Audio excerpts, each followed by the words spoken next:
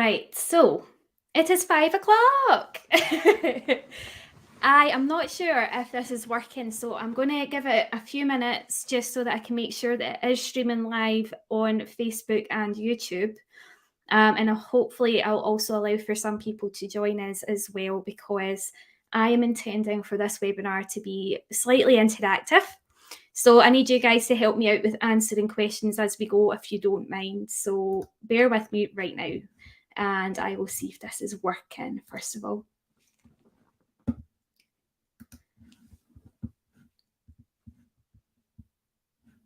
Yes, it is. Okay, I see my face and it's horrendous. Okay, so I'm just going to switch off this so that it doesn't distract me. If anybody could just give me a wee comment to make sure that it is running on time and it's not delayed in any way, so that I can compensate for any delays if I am asking questions as well. So if you are there and you can hear me fine, just pop a yes or a no in the comments, and that will be a massive help to me as well, guys. Thank you. Yay!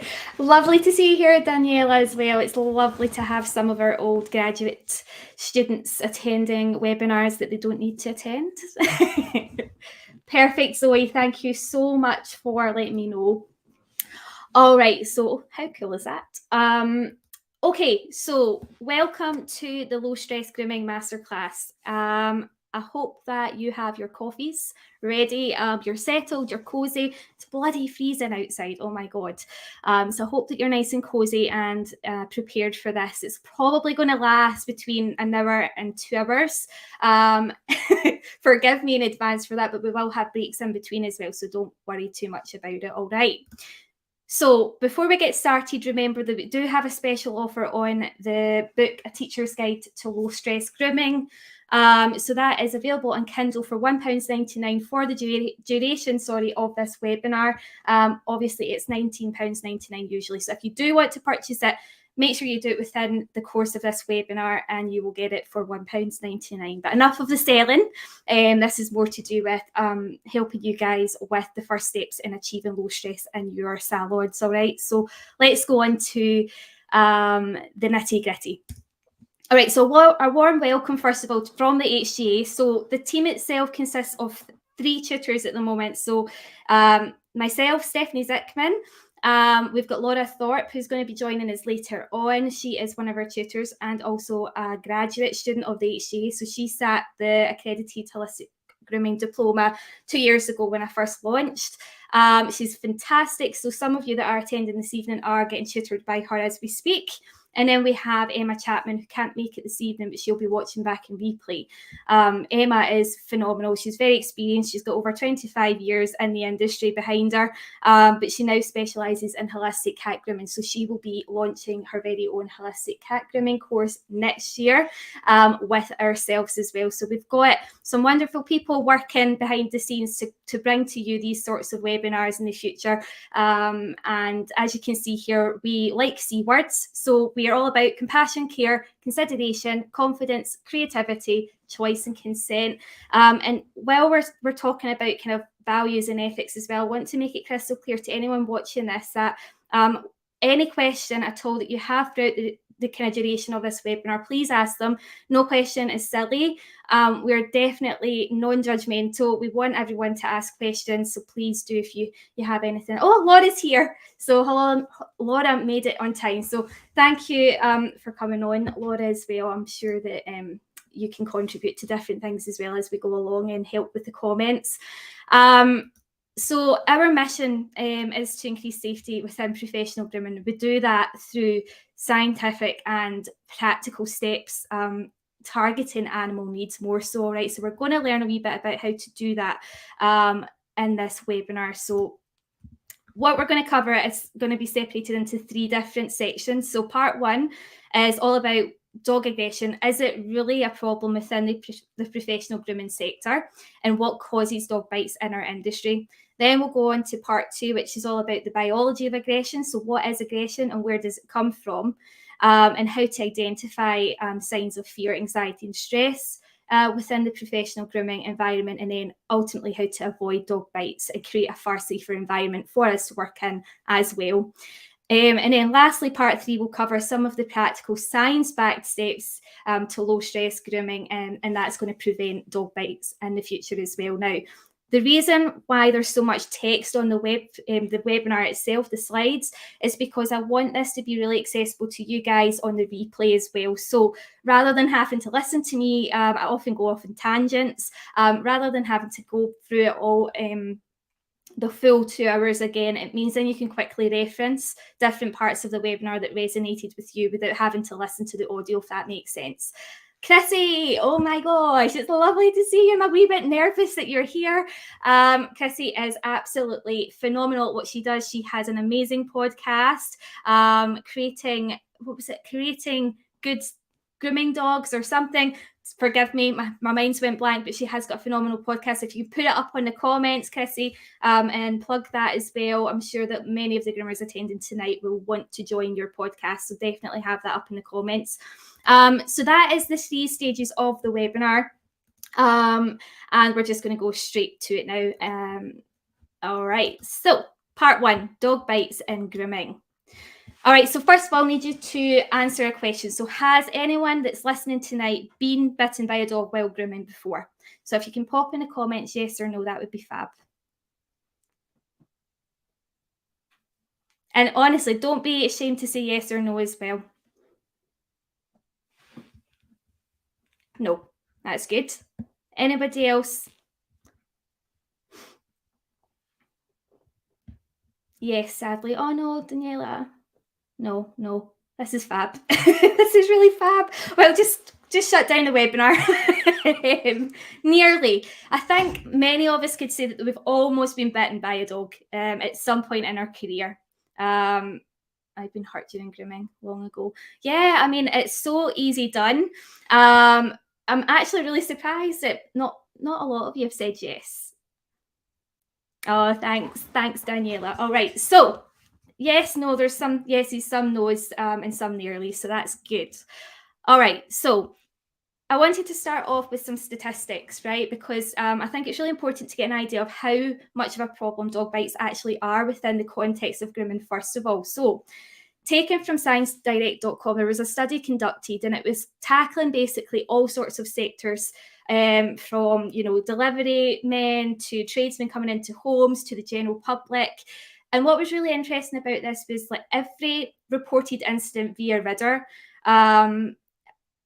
that came in was basically documented on this report. So as you can see, there was 1,812 dog bites that were reported via Ridder, right? That was between April 2011 to March 2018. Okay, I couldn't find anything more recent, but I'd be really interested to get an updated report. But this is giving us a kind of vague kind of idea of what the problem is, all right?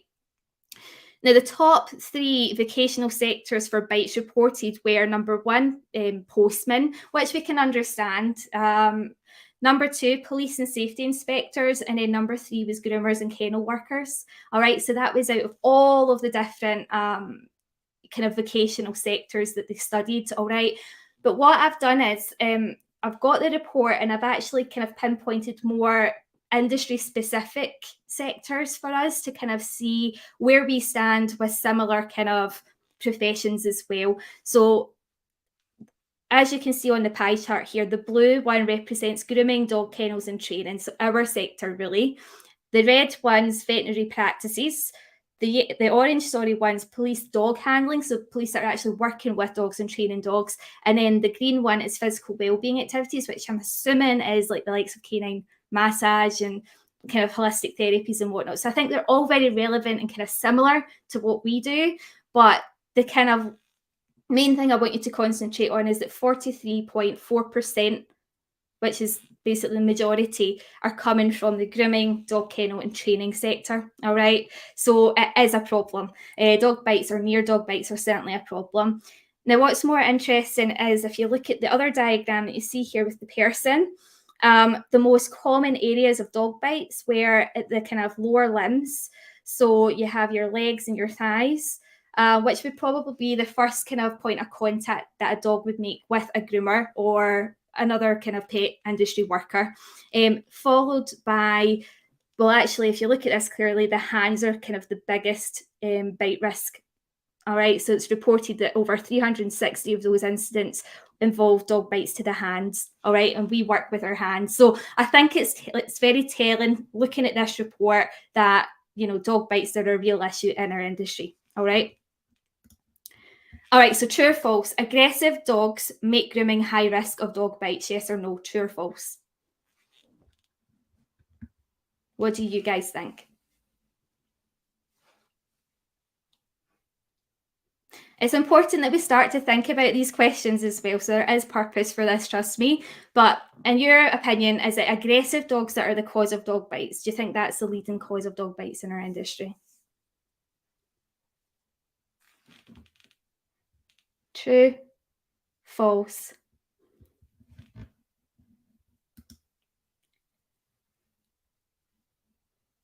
It's a nice answer. False.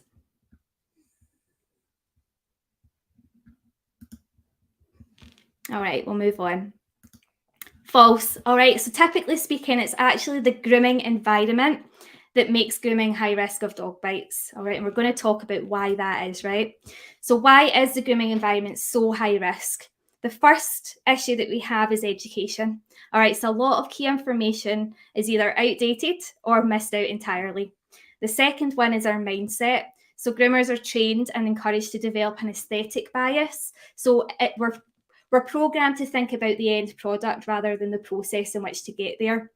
The third one is approach. So the approach to running a successful business is based on a human perception. So how we run our business, we think about what appeals to ourselves and what appeals to the dog parent or the owner or the guardian, whatever it is you refer them to. So we're thinking very much from our own perspective rather than coming from the mind of a dog, okay? And the fourth one is our process. So the grooming process itself doesn't actually consider that the dog has an emotional need as well. All right, so we're looking at the physical. We're looking at, okay, how can we make this dog look pretty? How can we get this dog looking clean? But we're not actually understanding that there is an emotional need behind that as well that we need to kind of tap into. All right, so they are the four reasons why. So let's go into it in more detail. All right, so number one, education. So there's limited information given on canine behaviour, psychology, emotions, body language, communication, and safe handling. Much of the information that does exist is outdated and endorses dangerous trainers and debunked theories, concepts that put a dog and a groomer at risk. The behaviour theory that is covered within the curriculum isn't required to be practically demonstrated or assessed for competency and or confidence building. Now, I don't know if you can agree with that. I know that there are obviously exceptions to the rule there. I know there's amazing tutors out there and you know, teachers out there that do practice updated behaviour and safe handling. And for those people, honestly, they are gold dust. But generally speaking, in our industry, it is still very much outdated. We're still looking at debunked theories, and we're not really spending enough time on those areas. We're kind of brushing through that in the theory and focusing everything practically on the aesthetic.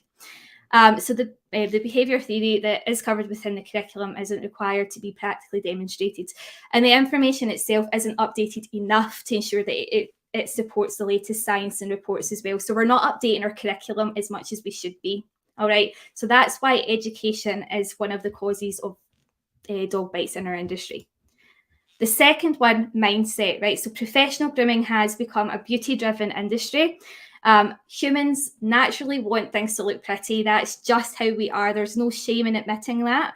I know when I first started grooming that all I wanted was to make, you know, my little poodle like the perfect Asian fusion groom ever. It was all about donut muzzles, and you know, I can remember speaking to Laura during our staff meeting yesterday that I actually attended a creative grooming seminar, one of the first seminars that I invested in. And while that's brilliant and it's healthy to harness our skills there, nobody really focuses on what else you can learn out with that, and that's an issue. Then we have kennel clubs stipulating what makes good examples of breeds. All right, and while that's good, what we're now doing and the pressure with a lot of pressure with a lot of groomers is that the hairs became a large part of the process. So we're thinking of ways to manipulate the hair in order for the dog to fit those breed standards. So one of the other things my trainer taught me was how to fix, like the anatomy of a dog. If he was maybe limping or whatever, we try and manipulate the hair to make the dog look more symmetrical, things like that, just manipulating the hair in order for them to kind of fit into that breed standard spec. So again, it's very aesthetic driven. Then we've got mainstream media, so obviously it's entertaining. People like to watch groomers groom dogs. The wackier the better. Especially in America, they love this. They love the colour, they love the glitz and the glamour. But we tend to not have many people take it seriously, and that's the kind of result of that. So, it's a touchy subject, but we can appreciate the entertainment aspect of it, but we also have to be shown our value. So what's going on behind the scenes, the really, hard grafting, like emotionally challenging part of our jobs must be expressed more, and people will then start to take it seriously, if that makes sense. Then there's the view that dogs are actually incapable of consenting. There's the view that they require leadership through a firm alpha figure, and this often gives the groomer little need for asking questions, if that makes sense. We don't think that the dog's capable, so why should we think about it? And many successful groomers believe that rosettes and trophies show that there's no good reason to change either. If they're winning trophies and rosettes, which is amazing again, then why do they need to change anything?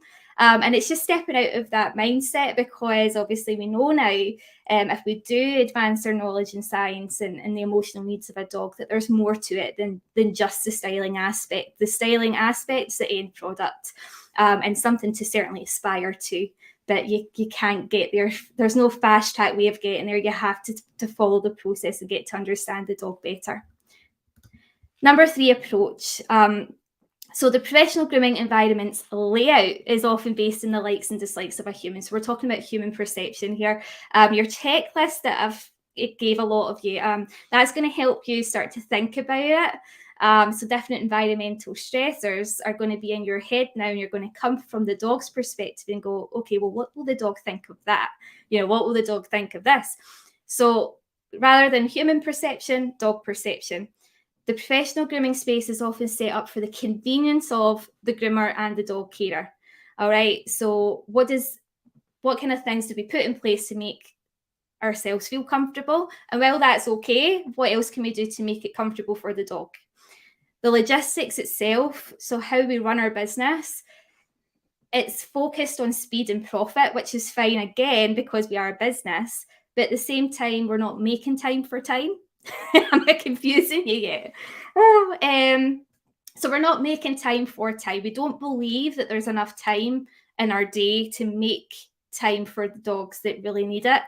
And that comes down to a kind of general opinion as well. A lot of it's pressure from guardians, pressure from salon bosses, things like that. But again, it's going to really take a unified understanding before that can change. But webinars like this getting in the hands of dog parents, and webinars getting in the hands of salon bosses or corporate business bosses, this is going to make a difference, because it's going to start to kind of plant seeds and actually make people understand that there's a bigger process involved in it.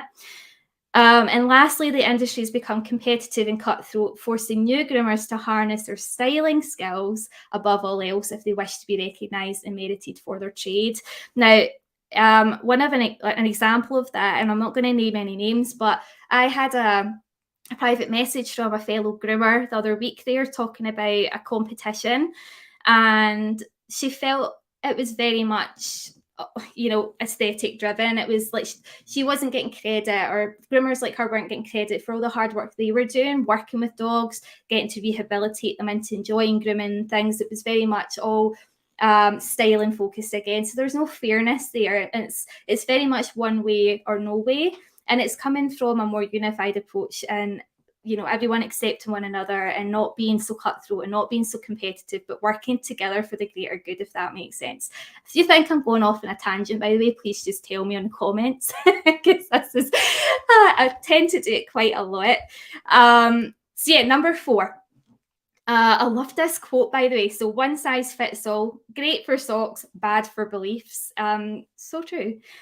But grooming is taught methodically to maximise speed and get the best physical results, thus maximising dog flow in the salon. So we're encouraged to get as many dogs through the door because, dogs make money. So we want to be able to go through the process as quick as possible, and then make room for the next dog. And that's basically how it's been for a long time. Unorthodox is the groomer who steps out the lines. And I say unorthodox because it was a name that I was called when I passed my qualification. So because I don't follow the kind of expected method of grooming, the assessor told me at the end that she passed me, but I was an unorthodox groomer because I didn't follow the method that they teach, and that was never seen or never heard of. So I proudly wear the unorthodox band, but it's not fair and it's not true. It shouldn't ever be the case. There's no such thing as a one size fits all. All right, so it's coming away from that as well, that mindset. Many groomers are taught and genuinely believe that consent with dogs is woo-woo and choice is unrealistic in the grooming environment. So again, unfair. If we come from a science approach and what we know very much that dogs do have the ability to consent, and I'm going to tell you why that is later on, and also that choice in the environment is very much realistic if we don't follow a method and if we are coming away from that one size fits all mentality as well. All right, so it's coming away from that mentality. Many groomers are given physical restraining devices to combat uncooperative dogs or misbehaving dogs. If one isn't working, then why not add another? I'm going to just say here and now that there is a place for physical restraints. I'm not advocating against them, but what I'm saying is that there are alternative ways of doing things. And sometimes what we'll find, and you'll see this as I go on in the webinar and explore why, dogs react in the, aggressive ways and whatnot, that more handling devices can actually increase the likelihood of a dog bite. So it's more to do with kind of advancing your toolkit and expanding your handling skills in order to be able to offer an alternative, if that makes sense. So then we're talking about many groomers are told that safety is achieved through being firm and successfully controlling the dogs in their care. And I'm going to tell you, I'm going to talk to you a wee bit more about safety later on as well, because that's very significant. So what we can conclude is that most bites are caused by one or all of those factors, okay? Most, I say that carefully because there are times where there are exceptions to the rule, okay? So there are aggressive dogs out there who can be unpredictable, and I've heard a lot of teachers talk about how dogs can be really impulsive and they can snap at you like that, so you have to just muzzle them up and don't take any precautions. And yes, there are times when a dog is aggressive. There are dogs out there that are branded aggressive, quite rightly so, but there are reasons why that is. Unless you're niching on aggressive dogs, they're very few and far between. All right, so you don't really have to worry about them. But these are the three main reasons for aggressive dogs. The first one's neurological. All right, so if the dog has a neurological condition that causes impulsive behaviors, that will then have to be managed by the vets and also other professionals as well. Maybe a behaviourist who specialises in aggression could work with you. Maybe even attend the grooming appointments with you in order to help manage it. For more information on that, by the way, I've put Animal Madness as a prompt because this book here, Animal Madness by Laurel Braitman, is a fantastic addition to anyone's bookshelf who's looking to understand more about the kind of psychological aspect of animals and what is actually common in a lot of animals, actually. So it's not just humans that have these conditions. So look that up if you are interested in delving into that topic more. The second reason is experience and history. So it comes from deep-rooted trauma, basically. So over time, the dog's developed severe trauma, and that's caused by prolonged suffering that has become deep-rooted and now can no longer be resolved. So what happens then is the automatic fight response will kind of skip the gradual escalation and go straight to a fight response. So the dog has learned over time that trying to escape doesn't work. Freezing doesn't work, for example. We'll talk more about survival responses later, but the dog has learned over time that the only way to stop something negative from happening, something that he deems to be a threat from happening, is to react through the fight response, okay? So that's often caused by what we kind of class as flooding. Flooding is just overexposure to something negative. And most groomers think it's desensitization, which is another topic. I'll talk about it later. If you are confused, then let me know and I will cover it. But it's knowing the difference between flooding and desensitization. That's the key for preventing deep-rooted trauma, okay? And then the third reason is health. Okay, so if the dog has an unresolved medical condition, for example, the dog parent doesn't know anything about it, so he's living in a chronic state of pain, then he's going to have a quicker fuse. Okay, so he's going to react aggressively. It can be impulsive because you don't know what you're aggravating when you're handling him. Okay, for example, the dog could have an undiagnosed elbow dysplasia, and you put pressure on the elbow and it causes him to instantly react. All right, it would happen to us as well, so we can understand the reasons why that would happen. So those are the exceptions to the rule when it comes to aggressive. Right, so what I'm going to do right now, sorry, there's a question. So what are some of the debunked theories being used in education? I will talk about that later because there's a question I want to ask you guys before I talk about that, but you'll probably know. We'll see. All right, so let's take a coffee break. If you haven't had a coffee, go and get one because the next part is quite advanced. It's quite in depth, so we're going to be here a while. And if you haven't already, if you want to jump over to Amazon, you can, and you can buy that book for £1.99. If not, no pressure. I'm not hard selling. I'm going to go and get a wee drink for the next 5 minutes, and I'll come back and we can go on to the next section. So 2 wee seconds.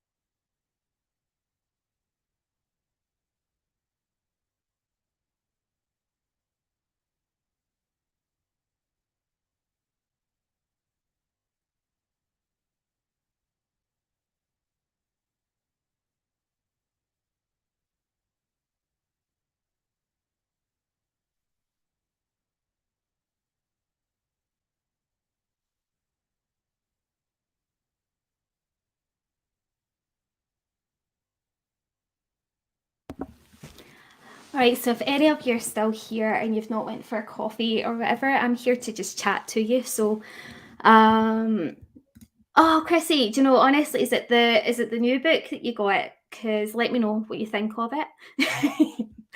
Hopefully it's not too bad.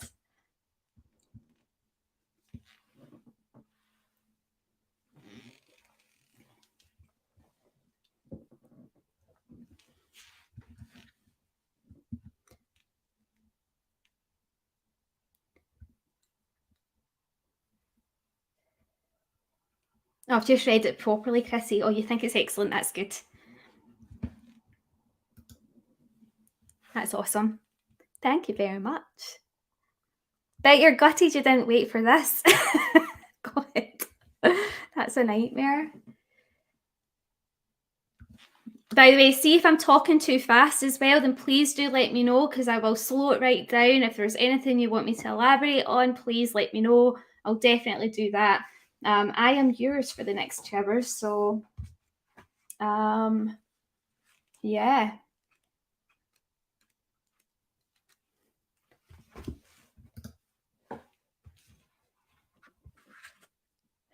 Oh my goodness. So Daniela, see the difference from even moving. So obviously I worked in a commercial salon, high street salon.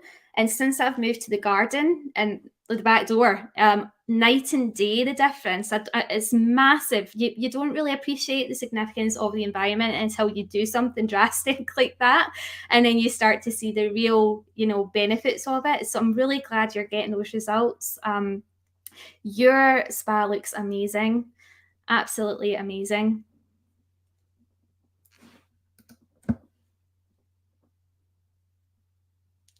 Oh no, absolutely, Chrissy. It's on replay anyway, so you'll get access to that for life anyway. Not that you need it. Remember to note down your podcast details as well in the comments. I honestly don't mind that you do that.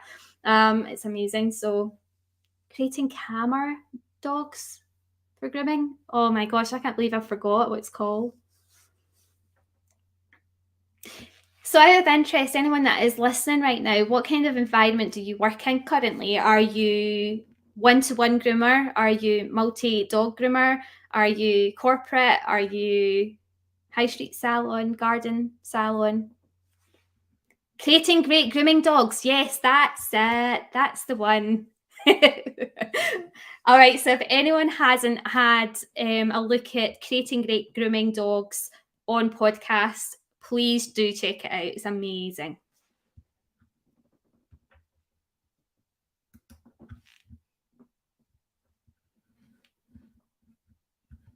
One-to-one, mobile and home. That's good. And how do you find it, Lucy? Have you ever worked alternative setups?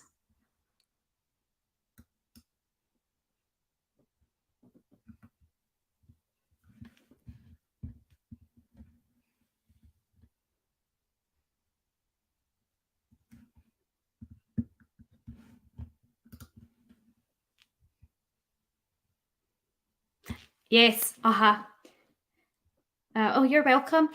Customer homes, honestly, people underestimate the real advantage that you have working from the home of the actual dog parent. I find it amazing. Do a lot of clients like that now as well, Chrissy. Fantastic because you get coffee and tea made for you on demand, but also you get to really educate them as well. Fantastic.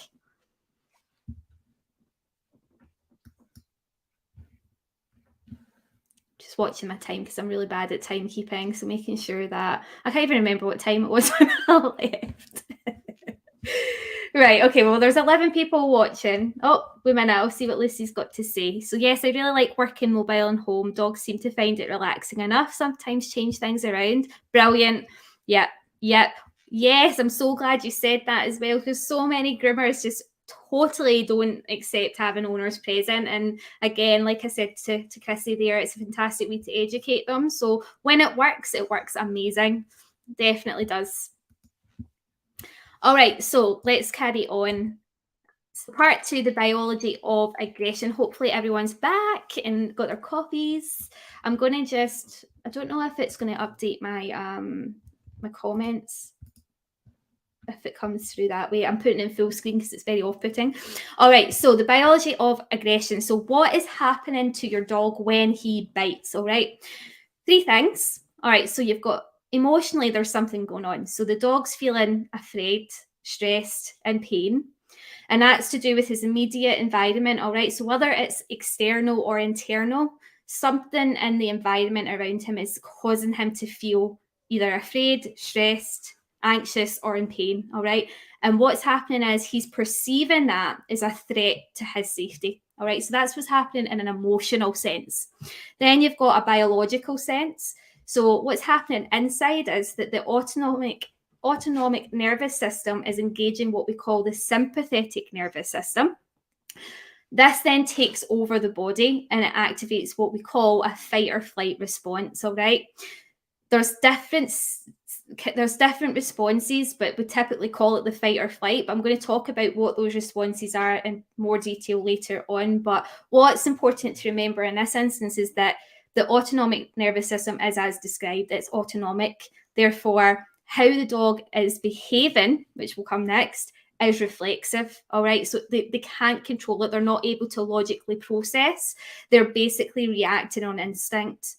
So, from a behavioral capacity, what's happening on the inside is then expressed on the outside. All right. So, when a dog is biting or lunging or whatever, he's just externally expressing what's happening on the inside. So, this behavior is a physical consequence of his fight or flight response.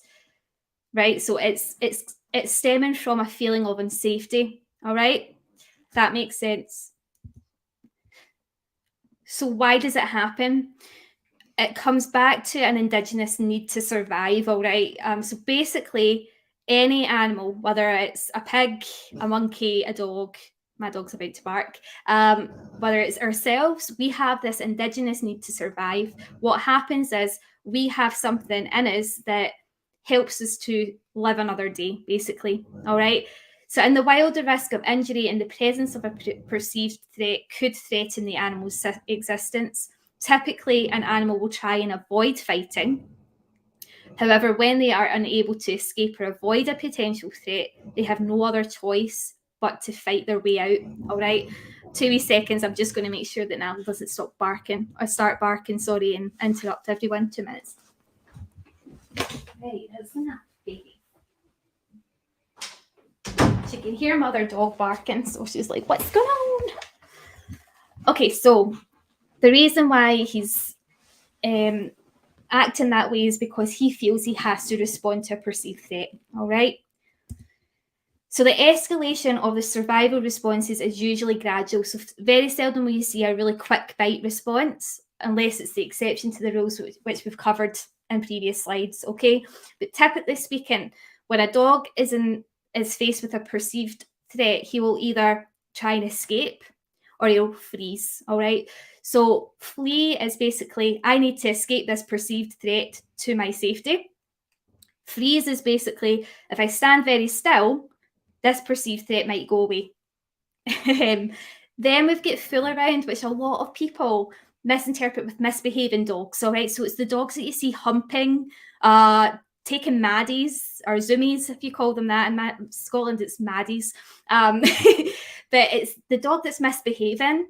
But really what that is a displacement behaviour, all right? So basically he's trying to distract from the perceived threat, okay? So that's known as fool around. And then if that doesn't work, it's fight, okay? If I can't escape, then all I can do is fight back to survive this perceived threat. And then in extreme circumstances, it's faint, all right? And faint is what we can often mistaken for cooperation, but it's what we would refer to as learned helplessness, all right? When the dog just shuts down, emotionally, all right? So faint is when the dog just shuts down, all right? He's gave up. He's lost the will to live, so to speak. So that is the escalation of the survival responses, and that's typically what we tend to see, all right? Also, we then have to consider the physiological aspect of the body. So what's happening to the body when they prepare to survive a potential threat or a perceived threat? I say perceived because, again, we're coming from the dog's perspective. So what they perceive as a threat isn't necessarily what we would. It's just something that's unfamiliar to him that hasn't been gradually introduced to him, if that makes sense. So there's loads of things that happen to the body. All right, so we've got the breathing rate increases, heart rate increases, blood sugar levels increase, muscles begin to tense, blood pressure is raised, there's increased blood clotting. And what that is because in the wild, it could have been that the dog, let's think of something else like a cow or a buffalo, the potential to have him ripped open, for example. They're preparing for excessive blood loss. The body's preparing itself for excessive blood loss. So they basically, their blood then starts to clot. It's just an indigenous survival mechanism of the body again. You've got increased blood flow to the muscles, which fastens the response time. So how they react becomes faster. Very dramatic, aren't I? A loss of appetite, which is the reason why dogs won't accept treats in a high state of stress. The pupils dilate as well, which means that their sight is more acute, so they are more kind of aware of things around them. Heightened senses means basically the chances of sensory overload is higher, so they're hypersensitive to touch, they're hypersensitive to sounds, textures, smells, and any other environmental stressor you can think of. There's a lack of concentration. It's like tunnel vision. All they're thinking of is to survive and how to survive, all right? So they're not concentrating on what you're telling them. They're not misbehaving. They're not being defiant. They're literally just reacting on reflex. They're trying to survive. And a lower threshold, a lower tolerance, that should really be. They have a shorter fuse, so it means that they're more likely to bite if they continue to be ignored. So how can we prevent ourselves from missing the cues that they give us in order to acknowledge their fear? So three different ways: body language, behavior, and vocals. All right, so first of all, how does the dog look physically? Is his posture normal? Is his facial expressions relaxed? Is he walking differently? Turrid Ruggess calls your physical behaviours calming signals. You can look up her book, Calming Signals, if you want to learn more about that if you're just beginning. But for many of you here tonight, I know that you are well equipped in knowing what calming signals are, so that's absolutely fine. You've got your behaviour, which is the expression. So how is he behaving? Is he cooperating? Is he resisting? Is he distracted? Is he paying attention? And just remember, a non-cooperative dog is not being stubborn. He's literally in a state of fear. All right. Then you've got vocals like Nala in the background here. She's growling, but why is she growling? Well, Nala in this instance is growling because she can hear one of my other dogs barking and she's thinking, oh, what does he perceive? Like, what's going on in there? So what is your dog vocalizing? Is he whining, barking excessively? Is he panting? Is he growling? Because these are all indicators that he's slightly aroused or stressed. Never ever punish a dog for expressing vocally, okay? Because that's your indication. That's the kind of cue to stop whatever it is you're doing. If you correct that behavior, then he's going to have a quicker escalation. All right, so he's going to resort to biting quicker if you correct that behavior. I'm going to just double check and see if the chats are, if you guys have asked any questions. Fool around and faint were new to me. What? Chrissy, no, you definitely know these ones. But yeah, definitely fool around and faint. They're the kind of fool around, just displacement, and then faint is extreme, so learned helplessness. But you're welcome. All right, so any questions about this at all before I kind of go on? I know that I'm zooming through this a lot quicker than what I intended to. So please just tell me to hold horses if I am going too fast for your liking. Okay, so a wee bit of interaction again. So can you tell me what common ways a dog might physically show you that he's feeling unsafe? Okay, a few minutes.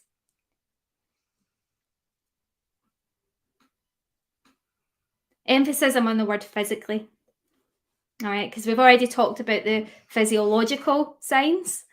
So what are some of the physical signs of a dog that's feeling unsafe?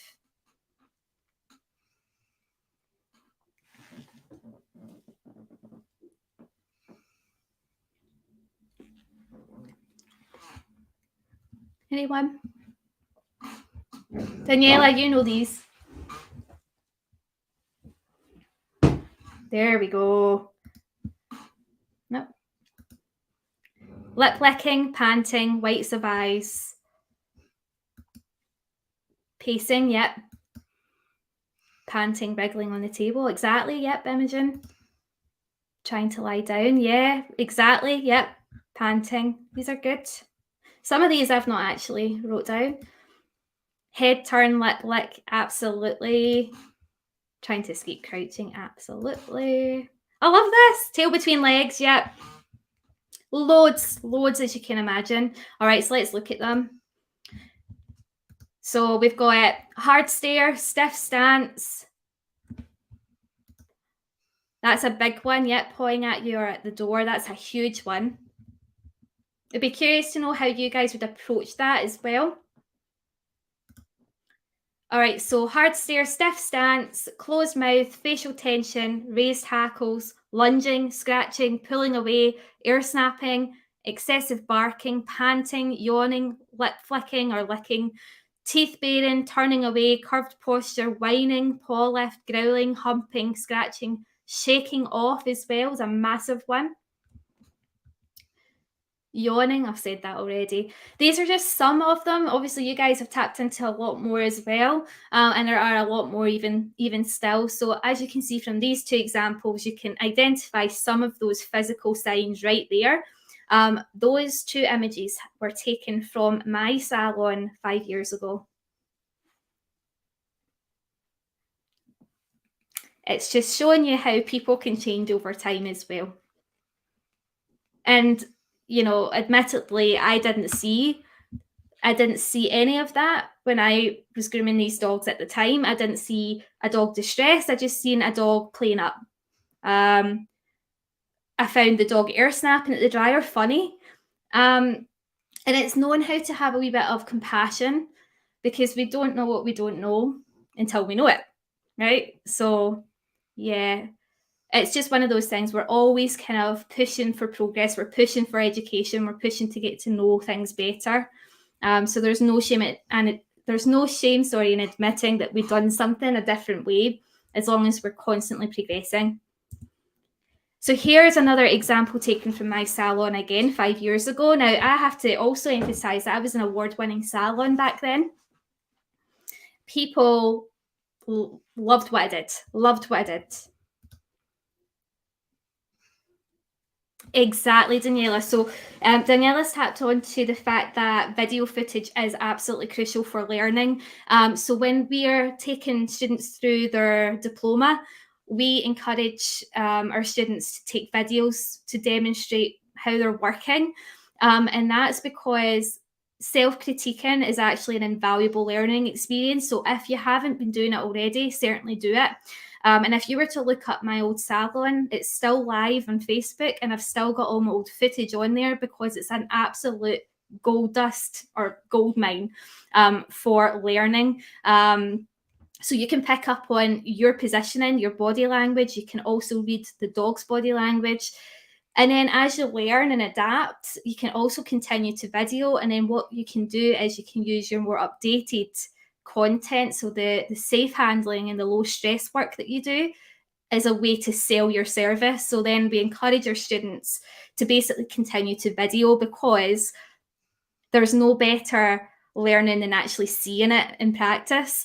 And it also helps to educate our dog parents as well, because they actually appreciate it a whole lot more for seeing it, you know, actually seeing the effort we put in. So definitely start to video your work. And if you have been videoing your work, look back on it and see if you can pick up on any of the signals that we're covering today. And let me know how you get on as well in the process. All right, so here's an example taken from my salon 5 years ago. This girl here, Cockapoo, I think it was the second time I had her in. Now, as you can see, let's just psychoanalyze this a wee bit. So as you can see, we've got a neck noose on there. We also have a belly strap on there. She's on the table quite high up, because there's a hydro bath in the background. So she's quite high up as well. And you can see clearly at the corner here, there's a dryer blowing in her face, and she is not a happy bunny. So in the context of professional grooming, this dog here is perceiving her environment as unsafe, okay? She's restrained, the hairdryer is blowing in the face, the dog can't escape because the physical handling devices are keeping her in place. She can't get free, all right? So flee is not an option. And so she's resorted to fight. Okay, so she is showing us clearly a fight response. So she's lunging, she's ear snapping, and if I put my hand in there, the chances are she's going to bite me. Now, surprisingly, I have never been bitten in the professional grooming environment. So here's a funny story. I have been bitten once in my life, and that was with my own dog, Nala, that you see in the background here. So she bit me during an altercation with our other Tibetan Mastiff over food. So I was bitten in the bum. After boasting about never being bitten during a debate with another well-known groomer. And I was trying to be smart. I'm like, yeah, I've never been bitten. And then the next day I was bitten by my own dog. So there you go. So there's another lesson for you. Don't get cocky. But yeah, so this basically is her way of trying to get whatever it is triggering her to stop. So the dryer, all right? So she's trying to fight her way through that perceived threat. Can you think of any personal experiences in your salon where you have groomed a dog who also feels unsafe? So just yes or no. If you want to talk about it, then you can, but no judgment here. As I said, that was taken from my salon 5 years ago. But can you guys relate to that scenario? Have you seen something similar in your salons as well? Let me know.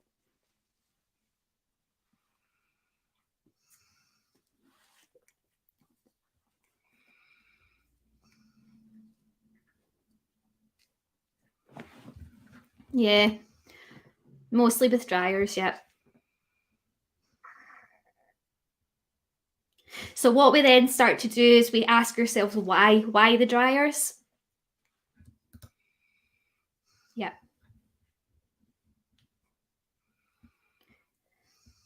So if we consider it from a dog's perspective, and then we start to go, right, well, he's got an acute sense of hearing. Maybe that's why.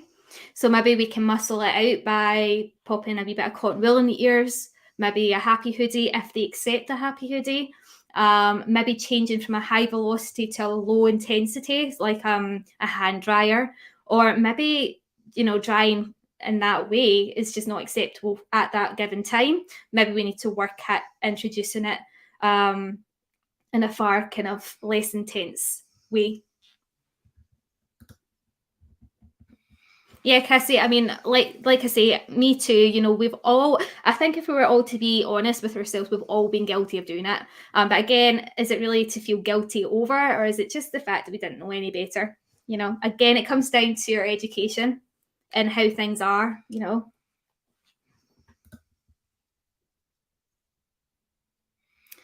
That's another really interesting thing to say as well, Daniela. So, have you ever had, I'm adding in questions now, have you ever had, like Daniela, a dog that's urinated on the table or pooped on the table, for example? Because I see it all the time in grooming forums, and they're like, oh my gosh, the dog parent hasn't let the dog out before we come. But there's another reason why that happens, and it is, again, extreme fear. All right. So, the body basically releases everything that's inside in an extreme state of fear. Exactly, yep, overexcitement or the fact they haven't been taken out for a walk before they've attended the grooming salon are two of the kind of biggest excuses, I suppose. But absolutely, when you learn more, you do better. That's a Mia Angelou quote. It's a really good one. All right, so here's an example of a dog that feels safe in the context of professional grooming. So again, this is me just before, in fact, I was pregnant at the time. So this was just about 6 months ago.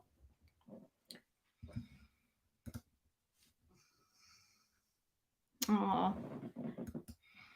So this is an example of cooperative grooming or consent grooming. So as you can see, you can't really see the environment that well here. Okay, but basically let me give you kind of an idea of the environment itself. So this was a home visitation. All right, so like Chrissy, I've went to the dog parent's house to groom this dog. Now this dog here was ungroomable.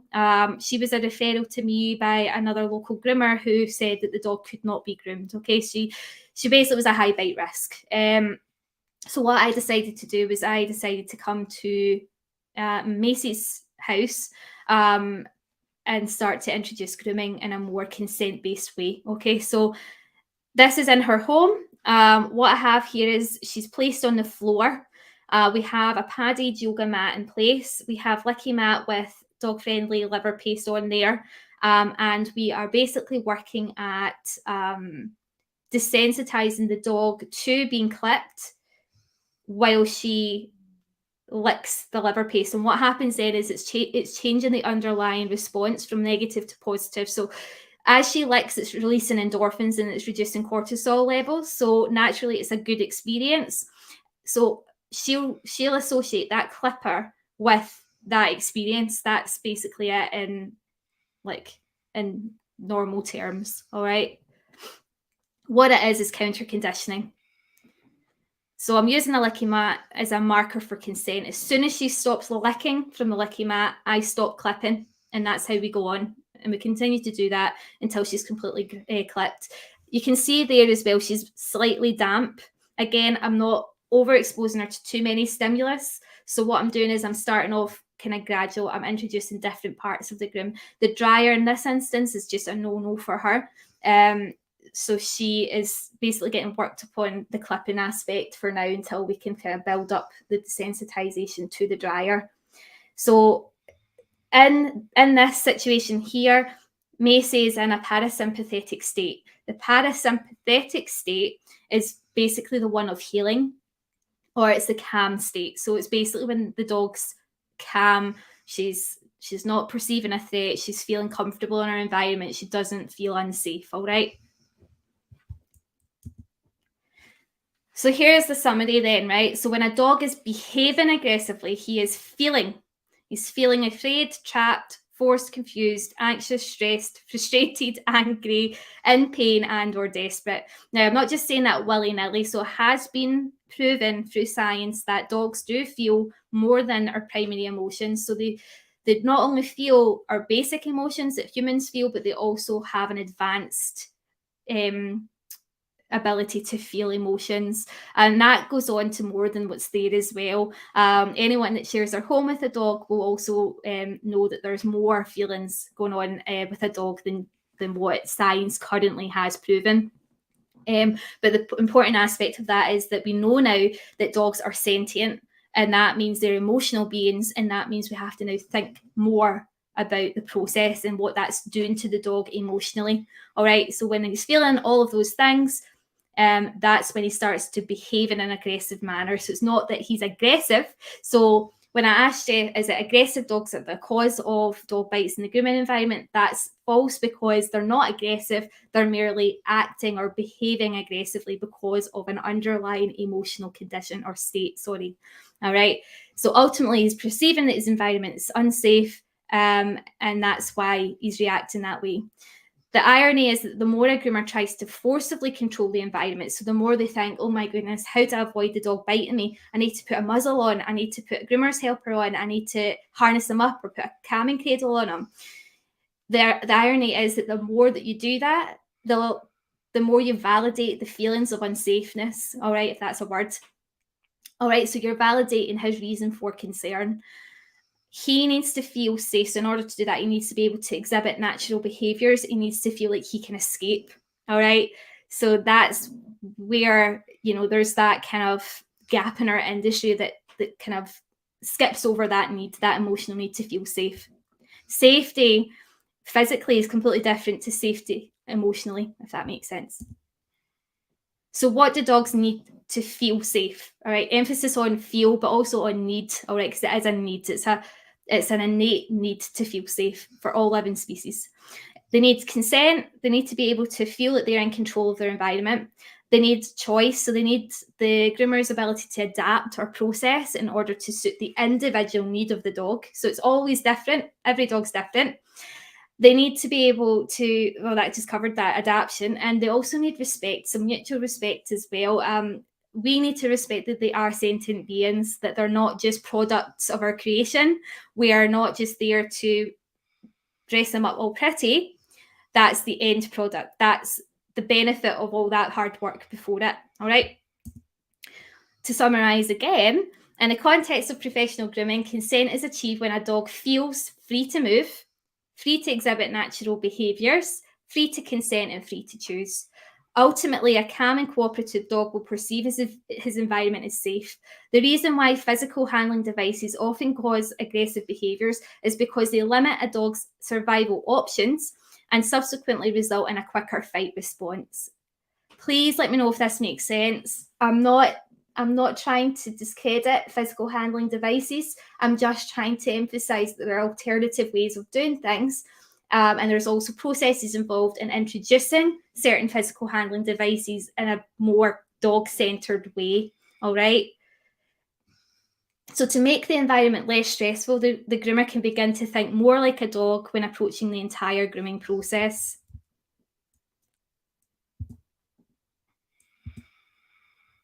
I'm skipping over the hard selling. I hate that. You know where it is. So part 3, tips to low stress grooming.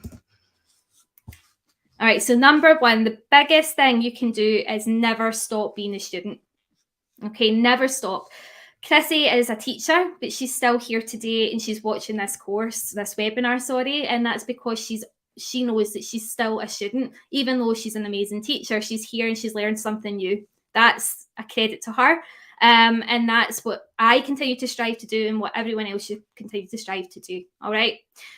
Knowledge is growth. It's not power, it's growth. So never assume that a qualification makes you competent. You have to consistently work at continuing your professional development in order to make sure that you are updated with the latest in science. All right. And then after that, we're having to get into the habit of self-critiquing without being too pessimistic or kind of past practices. So using video footage, for example, we're constantly assessing how we're doing and we're constantly striving to do better. All right. So we're having to put it into practice what we're learning every day. The only person who's educated is the person who's learned how to learn and change. Carol Rogers, no idea who she is, but clever woman. Number 2, so adapt your approach and think like a dog. So less is more often than not. So you've got a downloadable checklist. I want you to begin using it to help you risk assess your grooming space using the prompts that are there. All right. So rather than just the typical kind of risk assessments that you do, I want you to also begin your risk assessment from the dog's perspective. Now you're probably going to laugh, but I've seen myself get down on all fours and actually assess it from that angle. I'm not joking. It actually is like eye-opening how different certain things in the environment can look from that height. Roller banners. Oh my goodness, like they're so scary looking at that height. You can think about things like shutters. Does the dog spook at the sound of a shutter? Do you have a shutter in your shop front? Look at ornaments, statues. Look at the sense of smell as well. Is it overly fragranced? Are you lighting scented candles? Is that really appealing to the dog, for example? Thinking outside the box, all right? Avoid flooding the dog with too many sensory experiences because we want the dog to remain as calm as possible. And we kind of compare that to what was known as like sorry, I've just got put off because I think Daniela's just commented something. Yeah, I've heard of that actually. If you could send a wee link to that app, that would be great, Daniela. So there is an app out there apparently that lets you see via dog vision. So like everything to do with like how they can like pick up colours and objects and things coming from the dog's perspective. Whoever made that app's a genius, because we have to remember that they are impaired in that sense as well, and they do see things a lot differently to us. So definitely look up that app. If Daniela can share that for you guys, that'd be great as well. But yeah, you have to just kind of start to look at things more from the dog's perspective. It's one of the cheapest ways to achieve low stress in the grooming environment. And it only takes moments to adapt the space. So less clutter, the better. Less fragrance, the better. Less objects, the better. We're trying to kind of keep the emotional cup as low as possible, right? So if we think of the dog's cup, and the fuller it gets, the more aroused he becomes. And with every object, that adds to the emotional cup. We are trying to limit the amount of objects to basically empty the cup. All right. And when a cup's empty, he's in a parasympathetic state. As the cup fills, he's going through the fear responses to the point where if it overflows, he's now in a state of trauma. All right. Deep-rooted trauma. That's when you're getting fight and you're getting faint and things like that. If I make up an infographic to help you, I will. But Dog Vision HD, that's what it's called. So look it up, write it down in your notebook. Remember that this is also dog toys. It just depends. Again, it depends on the dog as well. Okay, but what I would say to people is like, so in terms of sanitizing dog toys, it can become quite a hindrance. So I used to have like a whole box of dog toys that I would use for meat and treats. And then I got rid of them because I felt like it was one more thing to clean and sanitize, first of all, but also you can also request to the dog parent to bring his favorite toy with them, and then that's something familiar then, so it's not an additional stressor. They know that toy and it's got their scent on it, and they're used to playing with it. So dogs that are maybe not food orientated might be more toy orientated, and you can then use that in order to help, train them to do certain things. The same with bedding as well. I mean, we also have to make sure that we do have bedding in place just in case dog parents don't bring their own. So vet bedding is really good because it's easy to wash, for example. But also asking them to bring their own dog bed can also help to keep them safe, keep them feeling safe, sorry. So again, it's thinking outside the box in terms of that. It's also helping to reduce the clutter in your space. And also if you've got, for example, a mobile groomer, mobile groomer is probably the best idea or example. You have limited space. So being able to have the dog parent bring in like something that's familiar is far better than having to basically store a dog toy or a group of dog toys for dogs coming in. All right, so I want to now give a few examples of this from the dog's perspective. And again, I really need to emphasize that we're not trying to shame a different approach. What we're trying to give you is alternatives from the dog's perspective, okay? So understand from a logistics standpoint that the likes of this sort of created contraption here is efficient for running a business, but at the same time, is it from the dog's perspective more ideal?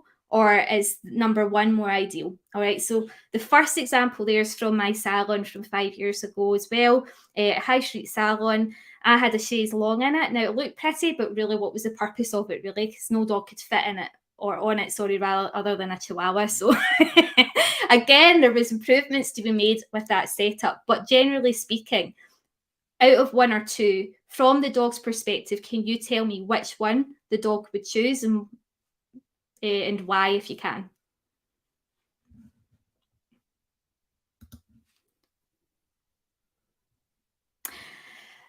Answer to your question, I would always ask what treats they like for allergy purposes, but also I ask the dog parents to bring in their own because one, it cuts down cost, and two, I can then not be held liable for it.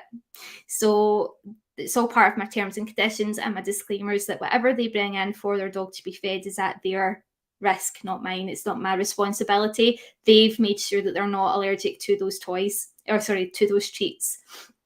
I do have liver paste, extra liver paste. Again, I have to make sure that there's no allergies when it comes to that, and then ask for permission as well in terms of using it. Once I get permission and the go ahead, then I'll use liver paste. It's the only thing I stock, and it's because I use it all the time on licky mats and things. But in terms of snuffle mats, I always ask them to bring in their own. The higher value, the better. So dogs, obviously, if they're extremely fearful, will be more swayed by juicier treats. So like fresh chicken, if they're able to eat chicken, or hot dogs, or whatever it is, just tidbit sizes. They don't have to be big, but just cut up really small, are far more effective when it comes to trying to reverse, a really kind of like extreme phobia, for example. Than your kind of kibble-based products, all right? But definitely ask them what they like, and definitely ask about allergies as well. So out of one or two, from the dog's perspective, which do you think that they would pick? Which do you think they'd feel safer in?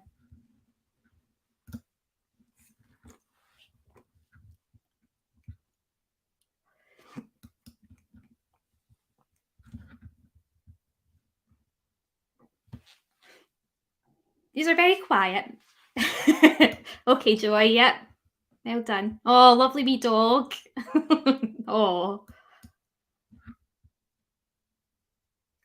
What I'll also say about number two is that if you have to have something like that in your salon, there are ways of making it far more comfortable as well. So that looks, I think that's just for advertising purposes, but by kind of law or legislation, certainly you have to have available to every dog in each of those crates fresh water. All right. They have to have comfortable bedding. This is just the freedom, the 5 freedoms. This is legislation. You learn it basically in theory. The dogs have to have access to fresh water and comfortable bedding at all times while in your care. So this here wouldn't pass legislation. All right. So we have to be careful if we are housing dogs like that we're following legislation. Otherwise, we're infringing on their basic needs. Okay. Again, if we're keeping dogs or housing dogs long term, so for example, when I was training in my salon, there was quite a lot of us working. There was like 10 dogs in at a time. Some of them were coming in from 8 in the morning and then being dropped off back at their homes at like 6 o'clock at night, and they were placed in crates like this. They were never let out for toileting. So there was always a lot of accidents. So their bedding basically was training pads. So as you can imagine, that training centre was completely in violation of the 5 freedoms. It gave me a horrible experience. It's not, luckily, the kind of status quo. I think most establishments do make sure that the 5 freedoms at very least are considered, but it just shows you that out there are still people, are still, establishments practicing bad practice. So again, it's making sure that the dogs are getting time out of the crates to stretch their legs, to shake off, and to also toilet as well in appropriate setting. So always just be mindful of that. So while we're not trying to eradicate completely different ways of doing things, because we understand logistically it's not possible sometimes, what the low stress approach is basically trying to adapt or try and make it better. All right. There's no such thing as a completely stress-free environment. That's why it's low stress or less stress. So it's again just trying to make it better from the dog's perspective. So yeah, this one here, and Imogen basically explained it. There's more space. There's food, yes. Not really, to be fair. It's a dog bowl, but that's fresh water. And food or water. I should start reading things better, shouldn't I? But yes, so fresh water is available. There's bedding there. That's a puppy training pad, if you haven't noticed. There's a lot more space. Yep. So typically speaking, that feels a lot more natural to a dog than the crate is, especially stackable crates, because that, again, I'm not going to delve into it. It's a massive topic, but we've got different dogs giving off different energies. So it can be quite a high stress setup. There's loads of things to consider with stackable crates, but again, like I say, it's something we can get in at a different date. All right, so number 3, think about the bigger picture. So your mindset is your worth, basically, and that is so true. So many professional groomers feel undervalued as professionals within the pet care sector. Now, I can put my hands up and say that, even now I still feel undervalued. As a pet professional, I feel like other professions kind of laugh at us. For example, I recently lost my wee dog, Jessica, in May. And for months, I'd been saying to my local vet that there was something wrong. And I kept getting pushed aside. No. And you could tell they were looking at me as if, you're a groomer, what do you know? Like, leave the vets to it type thing. But you just know your own dog, first of all. But also, a lot of people don't appreciate the benefits that groomers bring to the table. So when we're observing a dog every day, we're picking up on very subtle differences every time. We're assessing and we're observing every single detail of that dog, and we're getting to know what's normal for that dog. So when something happens underlying, we often identify it pretty early. And that's an invaluable tool to have. And it's an invaluable asset for vets and other professionals to use as well, because we're spending more time with each dog than any other pet profession is, really, because grooming is something that dogs need consistently for the rest of their lives, right? So we feel undervalued, but why do we feel undervalued? Because we know that we shouldn't, right? But one of the biggest contributory factors is that our mindset isn't in the right place. We keep showcasing the styling aspect of what we do, then all the general public's going to think is that we're stylists. We have to begin to actually talk about what goes on behind the scenes. We have to begin to express what we actually know, the information we know, what we know about behavior, what we know about psychology, what we know about illness. I know that we can't diagnose, but we can certainly be an asset to vets. All right. And we can start to show people that kind of value in what we do. We can do that through, again, video demonstrations. We can do that by talking about low stress grooming and the work that we're doing behind the scenes. And we continue to make sure that we're updated in what we're doing so that we can really show the benefits of it as well. We can show the actual case studies where we're seeing progress, and we're seeing dogs thrive as well. Okay, so more of what we're doing publicly is behind the scenes. If we push for that, then people will start to take us more seriously. So ultimately, grooming is a care-based profession, care-based first and foremost, and then it consists of a series of tasks. We cannot provide a standard of care, by treating the dog himself as a task, all right, if that makes sense. If it doesn't, let me know. All right, so based on a dog's perspective again, right? Now, number one is obviously taken from a dog competition, like a dog styling competition, which is, again, like absolutely acceptable. I'm not saying it's not, but what I'm saying is, does the dog really care about how he looks versus number two, the way he's treated? So what do you think? Yeah, it absolutely is a science. It's absolutely a science, because everything that we're practicing, everything I'm talking about is science endorsed. It's science backed. We have evidence to show why it's significant.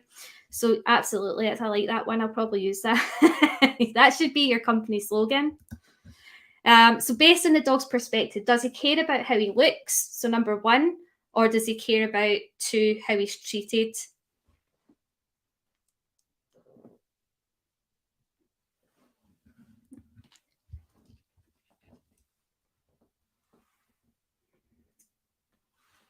My throat is killing me.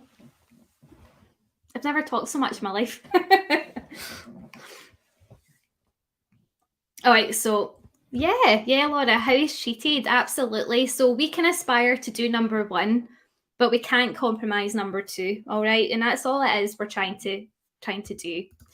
Absolutely. Number two, dogs so relaxed, and as you can see, if we can look really closely at the behavior, so the expression, what we're seeing expressed in these dogs. So number one, we can see that the dogs are exasperated. They're panting excessively. They're also stacked together quite close, so they're probably feeling more confined. Their posture's quite tense. Their face, it's quite hard to take because they are white, but their face is quite tense as well. They don't look as relaxed as number two. The context behind number two, again, was a home visit, as you can see. That's me as well, I think. Gosh, that was when I was pregnant as well. So that there is a geriatric Westie who was diabetic, blind, deaf, and just a nervous wreck. He couldn't leave the home because nothing was familiar with the home. So I came to him, and as you can see, everything was done completely restraint-free. He would lie there, and then he'd turn over the other side and let me do the other side. And it wasn't perfect, but for him, it was end-of-life care. It was comfort, and it was what was needed in order for him to feel safe. An interesting story about Worth as well with Harry. With Harry is no longer here, unfortunately, passed away last year. But one of the things that I picked up on before he ended up having home visitations was he was becoming a lot more anxious at the professional salon, so my high street salon. And I'd commented to his dog parents at the time, who decided to go and get him assessed at the vets, and they then discovered that he had advanced diabetes. And once that was resolved, so once he started taking his medication for it, the difference in him entering the salon was night and day. So this was before he got really poorly. So even just an unresolved medical condition, once it's resolved, can make the biggest difference. And that's what I'm talking about, Worth. If it hadn't been me picking up on the difference in his behaviour, then they probably wouldn't have went to the vets for a checkup, and they wouldn't have been able to give him the medication that he needed. So it's just another example. Oh, hi, Sue. Yeah, exactly. Yours are back as well. So Sue's another advocate for low stress grooming, and you've probably heard of Sue before. Sue and I are good friends, and I'm so glad that you're here, Sue. So thank you for joining us. And two, yep. So number two, every time a dog doesn't look in the mirror and worry about a bad hair day, absolutely. God, neither do I these days, apparently, either. Oh my gosh. Anyways, moving on. So number two, so you've all got it right. How a dog is treated will determine how he perceives the grooming environment now and in the future. So what we say, there's a common saying, the last memory is a lasting memory, but also first impressions are significant. But really, the entire process is significant, okay? But we want the dog to remember every session as being positive, as being consensual, of being safe. You're going to hate the word safe after this webinar. If you aren't cringing at the word safety after this webinar, then I've not done my job right. A groomer can aspire for more creative grooms once a dog feels safe and learns that grooming is not a threat. So another misconception is that we're anti-creative grooming. I'm just speaking about, in fact, I'll just speak on behalf of myself. I am not 100% against creative grooming. I appreciate the skill involved. I actually attended one of the first seminars was, I don't know if I've said this already, I feel like I have, but one of the first seminars that I invested in as a new groomer was a creative one. And from that experience, I can wholeheartedly say today that the dog that I was given I'd never met before. The dog hated every ounce of the process. I used a calming cradle and elevated the dog in the air to paint the nails glitter. I dyed his hair. He resisted the entire time, so he did not enjoy it. Now, that is a dog that needs to be desensitized to the grooming process, who needs time to adjust. And to be honest, I don't think that dog would ever have been suitable for creative grooming. Creative grooming is only acceptable if the dog feels safe, all right? If it's not emotionally impacting the dog in any way, in a negative way, all right? If a dog is still not consensual, even through desensitization and counter conditioning, if the dog just really doesn't like it, we have got a duty of care based on what we know now about the emotional needs of a dog. We have a duty of care to respect that. It's not ideal in some cases. For example, I bought a poodle. So I brought home a poodle when I first started grooming because my intention was to compete in creative grooming competitions. I'm a very creative person. I absolutely love the idea of creative grooming. But unfortunately, Lola here, she's really, really anxious, even despite my best efforts. She has recurring ear infections, unfortunately, and it makes her unsuitable for creative grooming. It even makes her unsuitable for like typical breed standard styling. So, for instance, that I have to respect that. As a consensual groomer, I have to respect that. I've got a duty of care to do so. So instead, what you can do is you can utilize your skills in more acceptable ways. For example, you can get yourself a synthetic model dog like this one. So this one just looks like Lola, my wee poodle. And you can practice and harness your skills on something like this. That is totally acceptable. You're not doing anything to harm an animal in the process of doing so, but you're still getting to appreciate that skill. Don't get me wrong. Again, there are exceptions to the rule where there are dogs out there who don't find the process emotionally challenging, and they're completely happy for you to style them in whatever way you like, and that's absolutely fine. So again, we're not talking about eradicating different sectors of our industry. It's more about being aware of whether or not the dog's suitable for that or not. Number 4, learn to adapt the process to suit the dog. So obviously I've kind of naturally went into that topic. Respect that all dogs are individual. So what works for one will not work for the other. It's just natural. It's the same with us. We're all different in our own amazing, unique ways, and we have to respect that dogs are exactly the same. So the idea that professional grooming involves one set methodical process is inaccurate and it's dangerous. And I'm going to say that is quite a dangerous thing to say, but it is. I mean, if we're not respecting every dog's individual, then we're putting ourselves at risk. And we're putting the dogs at risk as well. So to reduce stress in the environment, the process of grooming should consider the dog's history. So history is like genetics, medical conditions, things like that. Also, we have to think about experiences. So has the dog experienced something negative in the past that needs to now be reintroduced in a positive way? His health, his likes, his dislikes, because they are important as well. His breed as well. So can we get away with prolonging grooming appointments, for example? Is the coat going to be manageable enough to maybe extend the length of time between grooming sessions if it's just simply too much for the dog? Or does he require regular grooming due to like a curly coat that doesn't stop growing, for example, in which case we need to now think of a different way of doing things. So breed's very much relevant, age as well, and his needs, his emotional needs as well. So before all of that's considered, before deciding how best to then groom the dog with little stress. Again, based on the dog's perspective here, right? So number one is a picture of King Louis. He's my Tibetan Mastiff, and he is clearly loving life right now. In this image, I'm basically I've got an obsession with molted coats or molting coats. So I'm sitting basically nitpicking every little loose strand of dead coat from his body, and he absolutely loves this process. And it's therapeutic for me just as much as it is for him. But the kind of thing I want you to really focus on in this picture is that he is free to move. All right, he can move away. I'm actually the one kind of barricaded in against the wall. Now, had I been where he's lying and he was lying where I was lying, and I could potentially be invading his personal space. All right, but because he's on the outside, he's free to walk away as and when he chooses. He is consenting to this, in which case he's very happy, as you can see.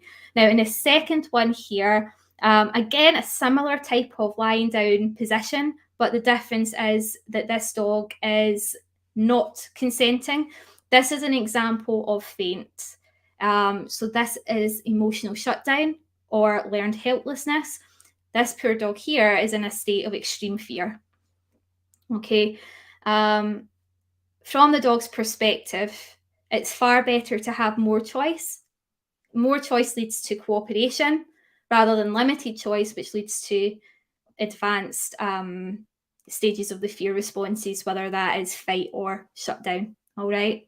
So I don't think I need to ask you which one is better from the dog's perspective. I think it's quite clear that number one is certainly the one to go for. Now, the second one here is obviously a hammock or a calming cradle.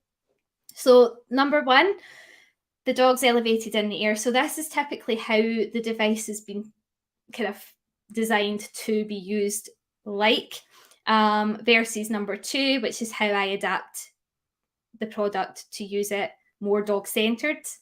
So out of one or two, which one do you think the dog would prefer? Do you think the dog would feel safer and secure elevated in the air, or do you think he would feel safer and secure having four legs fixed on the ground on a comfortable surface?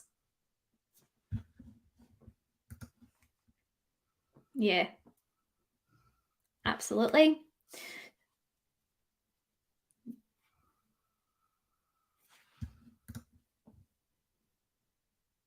That's it. Yeah, they're absolutely helpless in the air. So if we're coming from the perspective of a dog and we're considering the emotional needs of a dog, being elevated in the air is giving them absolutely zero control. All right, you can't even feel what's going on underneath them. So any experiences I've had with a dog in this position has been traumatizing for me to watch.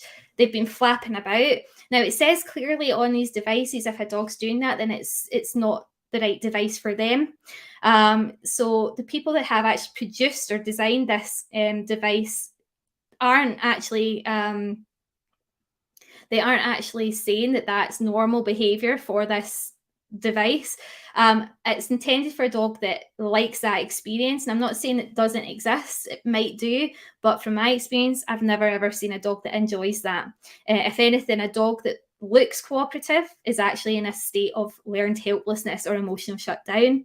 All right, but it's all about coming from the entire context, seeing the lead up to that point rather than just that photo, because in that photo the dog doesn't look like he's flapping, but what was happening 2 minutes before that photo, we have to wonder, right? But whereas with number two, the dog is completely secure on the ground.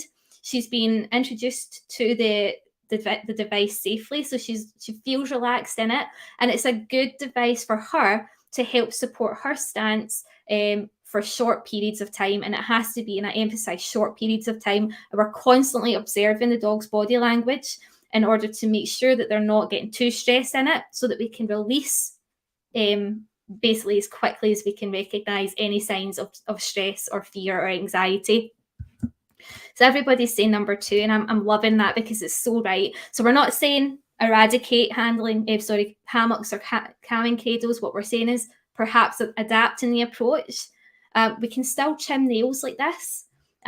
We can still clip down the legs like this, but it's just giving that dog a wee bit more control, giving that dog a wee bit more safety. All right. Again, so based on the dog's perspective, now this image here has just been taken off of Shutterstock, so I've got a license to use this one. So number 1, as we can see here, not just for dogs that struggle to stand, Imogen. It can be dogs that maybe do require like additional aid in having their nails trimmed, for example. So it's just giving you that kind of freedom to use both hands to try. And so what I would do, for instance, with that example you saw, if we go back, hold on, for this example here, so this is my dog, this is the wee one that passed away in May. So Jessica, she had spinal surgery a few years prior to that, and she couldn't stand for prolonged periods of time. Excuse me. So what I would have to do when I was nail trimming her was I would need to have both hands free so I could support her tiny little legs, basically, to get the nails trimmed. Equally, if I was trying to do like the inside part of her legs, I would need to just lift that up slightly to get in access to the inside of her legs. So it was just to give her a wee bit more stability and allow me to have 2 of my hands rather than 1, because sometimes if she got a wee bit more stressed as well, I would feed her like a high value reward to try and just encourage her and to reinforce that positive experience. But it just gave my hands free, basically. So it's more to help aid you in having your hands free, as well as helping a dog who maybe struggles to stand, or if you maybe need 2 hands to nail clip, for example, because you know what, you need the 2 hands to clip nails safely. So it's good for those 2 things. So this one here, again, it's so obvious, the dog language in this photo. Can we identify any of the physical signs of distress? I'm interested to see what you guys have learned so far. So what can you identify physically on this dog in number 1?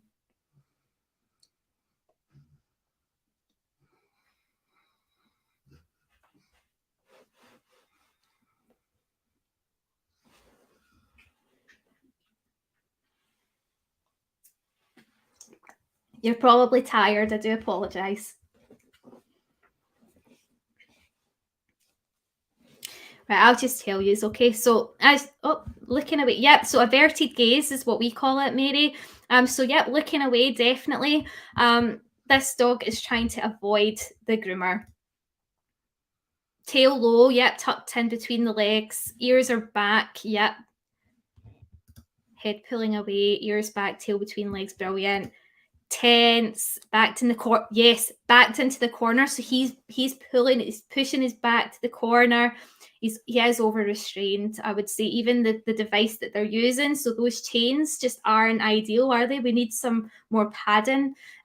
We try, certainly in the academy, we try and encourage groomers to come away from neck nooses and try and adapt a different approach. So we look at maybe thick padded belly straps as a minimal restraint, or T-touch harness. I know that Sue's a big advocate for T-touched harnesses. Perfect fit harness even. Calming cradle used the right way, things like that. Just putting no pressure then on the neck or the throat, which tends to get an instant fight response anyway. And it's not going to stop a dog necessarily from jumping off the table. It's another misconception that a lot of groomers have, that false sense of security that as soon as you attach a neck noose, the dog will not jump off a table. I can tell you right now that he will, if he's given that opportunity, which is why we're always told never to leave a dog unsupervised on the table. It's not going to stop a dog from trying to escape. If anything, if the worst should happen, it's going to cause severe damage to the throat. or worst case cause of fatality.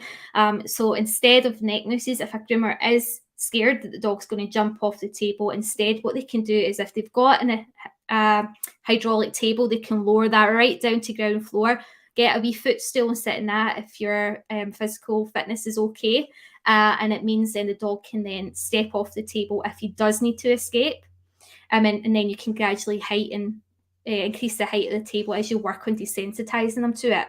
All right, it's an alternative if it is that you're putting that in place out of fear he's going to jump off. So definitely looking at alternative physical handling devices versus the ones we kind of default to. So yeah, also if you can notice, these hackles have been raised as well. So the hair's standing on end, so his hackles are raised. You can tell he's quite tense. That front limb there looks like it's just about to lift, so there might be a paw lift coming. His mouth is closed. There's tension around the jaw. Overall, he's not a happy dog at all. Number 2, so this is me in the salon. This is Lexi, Lhasa Apso. And as you can see, I am also employing the low setting of a table, because what I'm doing at this point in time is I'm going to gradually build up to having her on the table there. I want it to be as natural a process as possible for her. So right now, I'm using my hands only to help guide her. She's got a treat on the floor for gentle drying. As you can see, she's still a wee bit damp there. There's a yoga mat on the floor, which is fine for my fitness. I'm happy to kneel. If I felt that I was getting sore in the knees, I would maybe look at knee pads or look at a footstool to bring me up a wee bit higher. She's not enclosed in a corner anywhere. She's free to move away. And in fact, my door to my garden's open, so she can actually leave the actual room if she wants. There is a licky mat with paste on the table, so gradually she'll work her way up to that, hopefully, where I'll then begin grooming there as well. So that's the process, that's the idea behind it. And that, again, is a dog, I mean, you can see her tail's low, so she's not 100% happy, but she's not running away either. And we'll see more images of her as she progresses onto the table later on as well, to show you like how this works, okay? So again, we're using this dog here. Number 2 is the example, but here is another kind of similar looking photo. This is taken from my salon. This was probably just before I sold the salon, so that was just before COVID. So I'm starting to employ more canine-centered, more low-stress grooming tactics in this photo. So it's night and day from the ones you saw from 5 years ago. All right, so this here, can you tell me what techniques I'm using here, or what kind of approach that I'm using in this photo? Can anyone pick up on anything with this one? This is maybe more for people that are aware of different training methods and things. They might be able to identify what I'm doing in this photo. Yay! Go Daniela. Yep, exactly. So I am employing here a chin rest. Chin rest, Joy. Well done. Absolutely wonderful. Fantastic. Jean Shrub, chin rest, absolutely wonderful. Yep, so chin rest is a fantastic alternative in a cooperative care than, say, a chin hold. So how many of you still hold the chin? It's absolutely okay to say that you do, but this physical control is uncomfortable, right?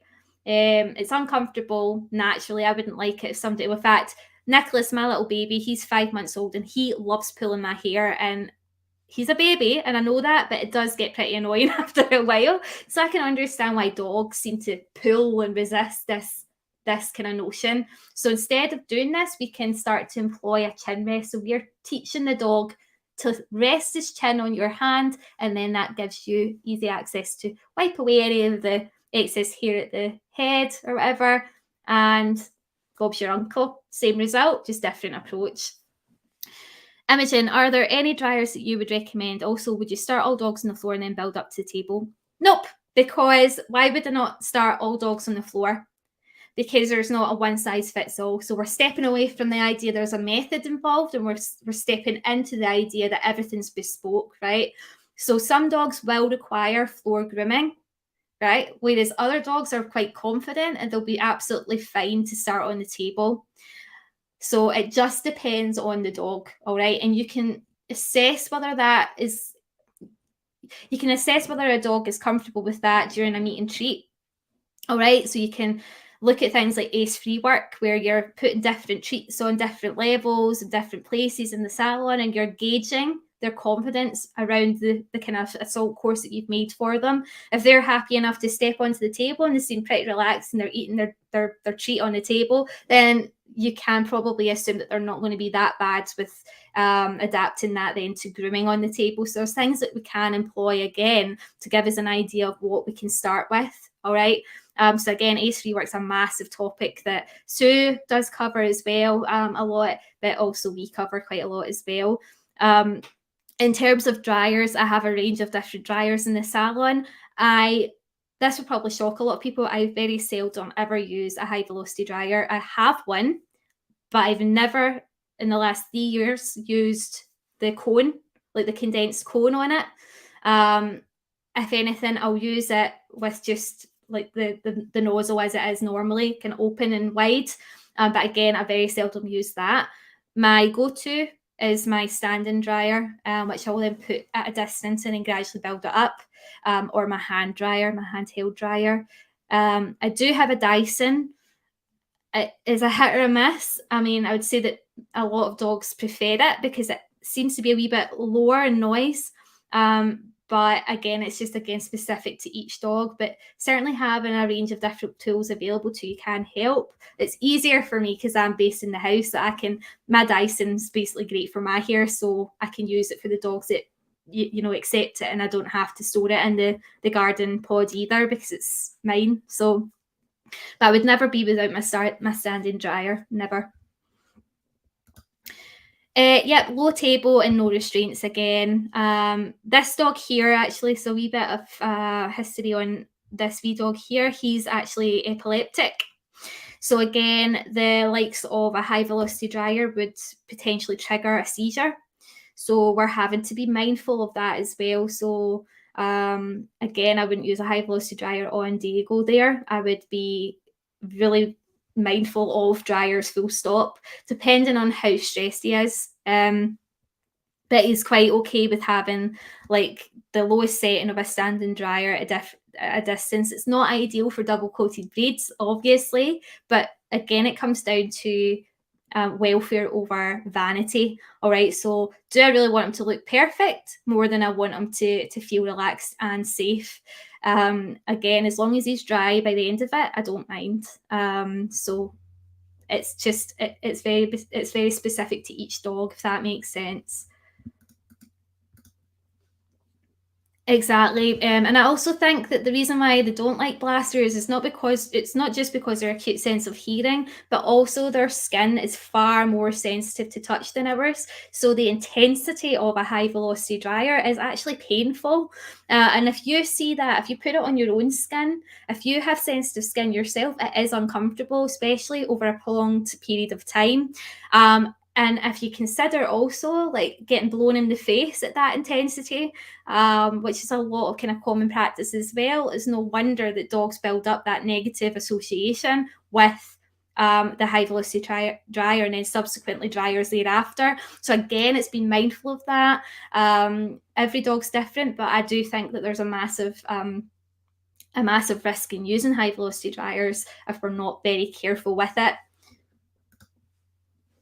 I found it teaching them to rest their head on a stool. Yeah, do you know something? Absolutely. It's so much easier having your hands free.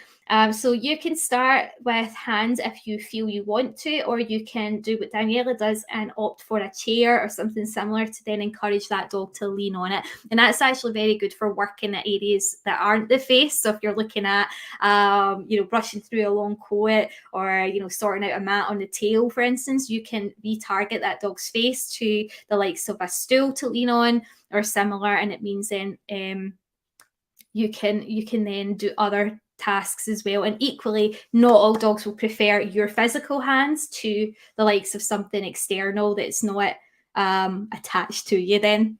So absolutely. In fact, I think a lot of poodle groomers, they have you ever seen those? It's like a pillow and it's shaped for the face. I love seeing it. And you see these beautiful poodles getting done in Continental and stuff, and are just sitting with their heads on this pillow, loving life.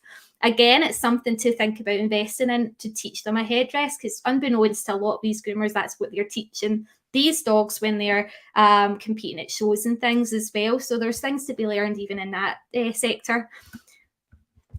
So out of 1 or 2, from the dog's perspective, a dog's going to be far more happy and feel safe in number 1 rather than number 2. I think we can all agree with that. And then we've got, I think, one of the kind of comments made on Thinkific when you guys were registering for this webinar was learning how to approach nail trimming in a less stressful way. So this one's for you. So number 1 could be a common kind of scenario for nail clipping a dog that's maybe aversive to having his nails trimmed. You'll muzzle him maybe, and there's nothing wrong with this muzzle really, other than the fact it's restricting the jaws from actually moving. So we're wanting to try, if we're using muzzles, we want that dog to have the ability to pant if they need to, and to open their jaw as well. So again, we're trying to find a kind of appropriate muzzle. So it's not like we're against muzzles, because they're an invaluable tool to have and to desensitize a dog too, but it's to do with having an appropriate muzzle. Okay, so like a Baskerville muzzle or something that's going to allow the dog to open his jaw. It also helps to counter condition them to muzzles, having the ability to give them treats through the muzzle so that they can accept treats and build up that positive association that way. So rather than attaching them here, like this dog in number 1, to physical handling devices, there's a neck noose, there's a muzzle, there's a physical grip on the paws, for example. Don't think she's nail clipping in this scenario, to be fair, but maybe a hygiene or something. But the point is, rather than opting for excessive restraints, we can look at training the dog different ways of grinding their nails. So this one here, number 2, is me with Lola. She's using I'm training her here to use a scratch board. This is a homemade scratch board. There's this one here, which you can make, or you can make it using a half pipe as well, which gives them a wee bit more of an angle to kind of do the curves, kind of every angle of the nail. I'll be doing a live craft night on that via Do No Harm, the group on Facebook. So if you aren't a member of the Do No Harm page, look that up and add that, because I'll be doing a live craft night on learning how to make your own scratch boards, and it's free to attend as well. So if you're interested in doing that, then certainly do. Now, the idea behind a scratch board is to naturally grind those nails on their own. So they've got control again. They are consenting, and then they're naturally managing to grind their nails. It's not going to get the dew claws. So again, we're still having to work on desensitizing them to nail trimming. But in the meantime, it's helping us kind of manage it in the meantime.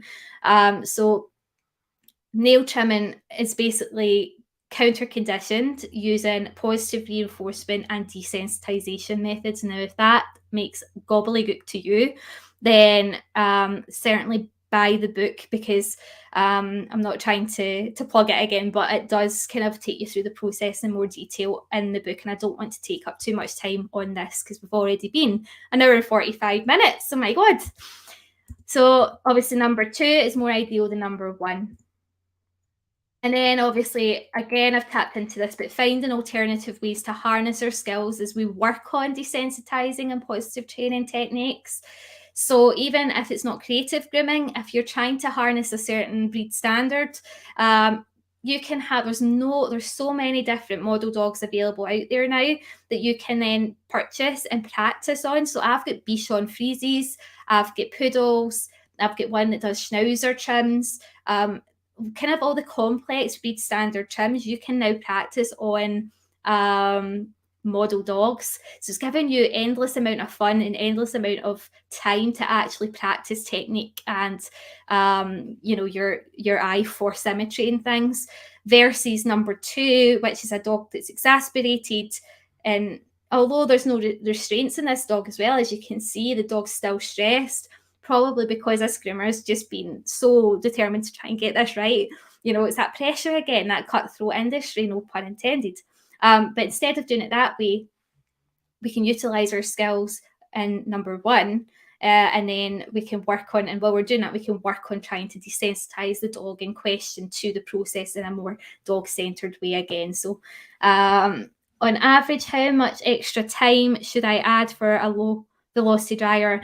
Again, it just depends on each dog imaging, but I'll be honest, there's not much difference between me using a high velocity dryer and a low velocity dryer on a dog of Diego's breed, for example.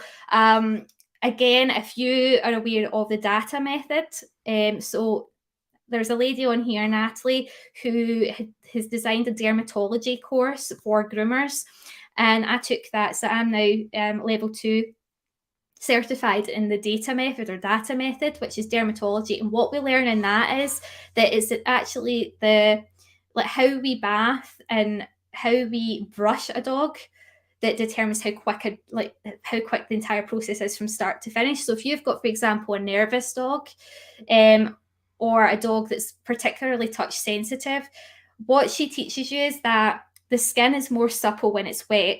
So when you're washing and shampooing a dog and you're applying the conditioner, that's the time to start brushing through. All right, so when you brush through the coat, you're setting the pattern and everything while the coat's still damp. And that's basically reducing the friction of the brush because the skin's more supple, so it's more elastic then. So the experience of brushing is a lot more positive, and it's shortening down your drying time in the other end as well. So again, it's just working collectively, and we're utilising all of these different skills in order to make the process less stressful. So I've found that by employing that sort of approach, that there's not much difference between me using a high velocity dryer and having to give the dog ample breaks because he's getting so stressed than there is just consistently using a lower intensity dryer and getting it done. So I can still groom Diego from start to finish within 45 minutes. And that's whether or not, I would probably say using a high velocity would be more time because I'll have to give him more breaks because of his condition. And the same applies to dogs that are very nervous as well, not just dogs that have maybe got epilepsy or a high risk of seizuring. So it just depends on the dog, really. I'm always concerned about them scratching their pads with the scratch boards. I'd also know how to do their back paws. So again, it's just the same process to teach the dogs the back paws, only obviously they're not at that angle. There's loads of videos online. I'm sure Sharik Patel did one on YouTube, so you can get that for free on YouTube. But what happens when they naturally when they go to scratch, they actually project their nails out, like they curve their paws round, so they actually don't scratch the pads at all. So it's not just cats that do that. That dogs can push out their nails as well, and that kind of action just kind of naturally makes that happen. So they actually don't. It's odd, they don't actually scratch the pads at all, but you just monitor it anyway. But I've never had a dog scratch his pads using the scratch board. What was the name of the dermatology course you mentioned, please? All right, don't ask me her full name because she's French and I haven't a clue how to pronounce it. You'll just laugh at me. But her name's Natalie, so Nath. In fact, you know what? Wait a minute. I'll just look it up quickly and I'll write it in the comments. Hold on. That's so much easier. 2 minutes. Natalie. Right, so our name is coming up. Here. That's her name there. Okay, so look her up, and the course itself is called the data method. So DAATA, data method. And she is amazing. You're welcome. You are welcome. All about learning here, aren't we? So yeah, Daniela beat me to it. There you go. She put it up quicker. There's a few people watching this today that have also taken the course. I'm sure they can give you their reviews on it as well. So ultimately, you have to trust in the science. So the science speaks volumes, and it's like a domino effect, right? So you have a mindset shift. You naturally then want to alter the grooming approach. You begin to devise bespoke care plans or bespoke processes to caring for each dog that comes in. And you naturally begin to get low stress results, right? Please trust me, it does work. Now, there is a misconception that it takes more time. Yes, it takes more time maybe in the first few instances, but then after that, you're looking at the prolonged goals, all right? So in the future, you're going to get faster results. And that's how I sell it to my clients. Give me a wee bit more time today for a far less stressful experience going forward. So I'll quicken the time going forward if you just give me that time today. And sometimes, I mean, it depends on each dog, but sometimes it takes a couple of sessions of getting used to that kind of process. Sometimes it takes a wee bit longer. What I will say is, if you can convince the guardian to cooperate, and you can convince them to do some of the tasks at home, so you can start to like show them how to do it. So tell them to practice. I mean, most guardians or pet owners or whatever you call them, they like to do some training at home. They like to have fun with their dogs. So you can make it fun, and you can explain to them the benefits of it, and you can further back the evidence to support it using the video that you're building up, that you're taking to show the benefits. So it's like it's looking at things holistically, as in the bigger picture, and being able to kind of encourage synchrony amongst all sectors. So we're looking at guardians being on board with the approach, groomers being on board. We're looking at trying to build up our network of like-minded professionals so that we're further like supporting our way of doing things. So sorry, that's too soon. So we're trying to build up that network of like-minded people so that everyone around us is basically singing from the same praise sheet, and it's further kind of strengthening what we're saying, our worth, you know. This is how it works, right? So I usually say a problem is better resolved than managed, and managed only when it cannot be resolved. So we're better looking at ways to prevent something than trying to cure it. But if it can't be prevented, then it's all about management then, all right? So if for whatever reason your efforts aren't working at resolving that dog's fear of the dryer, then how can we adapt the dryer to make it less stressful for the dog? So rather than training the dog to finally accept the high velocity dryer, is it the case that the dog's maybe that touch sensitive, he'll never be okay with it? But will he be okay if we can try and desensitize him to a less intensive one? For example, a sanding dryer. So it's all about problem solving. Groomers who invest in their CPD to ensure that they're keeping up to date with science in the context of their chosen subject are staying relevant and competent. So you're constantly working on making sure that what you're teaching and what you're practicing is up to date. Your mindset will naturally shift as the new knowledge increases the safety of their environment, making it more dog-centred. The process will become more versatile and adaptable, catering to the individual needs of the dog. No more status quo. So we're not thinking like, do you start all dogs on the floor? We're thinking what dogs will require floor grooming versus what dogs will require table grooming. All right, so there's not a one size fits all. And then the overall environment itself will become low stress and safer as a result. All right, so practical skills. Oh my gosh, like we're at 2 hours. I'm so sorry. So practical steps explained. So here I was talking to you about Lexi, the Lasset app, so and the process involved. So we saw the middle image earlier on. This was my process. So the first one was meet and treat. All right, so I was getting Lexi used to the surroundings first of all. So this is outside my back door. So what happened in this instance was I set up a ACE-free work, so animal-centered education. If you want to learn more about that, please let me know and I'll send you links, okay? But basically, I was taking this opportunity to observe her and assess what she liked and what she disliked. I was also using this time to get to know what the guardian's expectations of the groom was, and I was also showing them or educating them on what I did as well, so how my process works. Once Lexi felt comfortable in that environment, I would then progress to the desensitization process, right? So I would have been able to pinpoint what areas of the grooming process Lexi wasn't necessarily fond of, and I would devise a bespoke care plan that targeted those areas, right? So then I knew what areas I needed to start desensitizing her to. I knew what, associations she considered were negative, and I'm trying to now change that to positive. And then eventually, after a lot of patience and consistency and synchrony, so guardian cooperation at home, I started to see results. eventually Lexi would come onto the table. Now she actually actively comes onto the table on her own, and she'll let me perform a full groom from start to finish without a single handling device. That being said, the table is always low and she's always got easy access off. So I'm not risking her jumping off, because she's within her right to leave if she wants to. So I don't want to stop her from jumping off.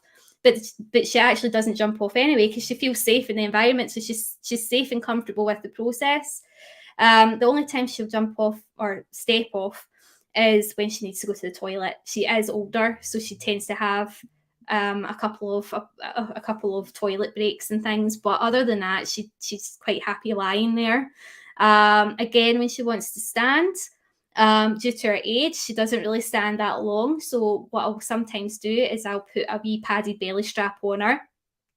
It's very, very loose on her, but it's just enough for her to lean on it to get that kind of stability then, and it will just give me enough time to quickly skim through the legs and whatever, and then I'll release her from that again, and then she's free to move again. All right, but that's the goal. That is the kind of the whole purpose of low stress grooming, is that we're wanting to increase safety in the environment by coming from the dog's perspective, so we're getting more cooperative dogs. And ultimately, it's reducing the likelihood of dog bites or injury, if that makes sense. And once again, if you really want to learn more about the concepts covered, I'm finishing up the webinar now. But if you do want to learn more about it, I'm hoping that this was informative. I'm hoping that you have learned something. But if you do want to see things more visually, I'm just going to show you quickly what it's like inside this book so that you can get an idea of like how it's actually set up. So it's a visual guide. So it's taking you through the concepts that I've kind of touched upon tonight, and it's clearly demonstrating what they are and identifying key aspects of it.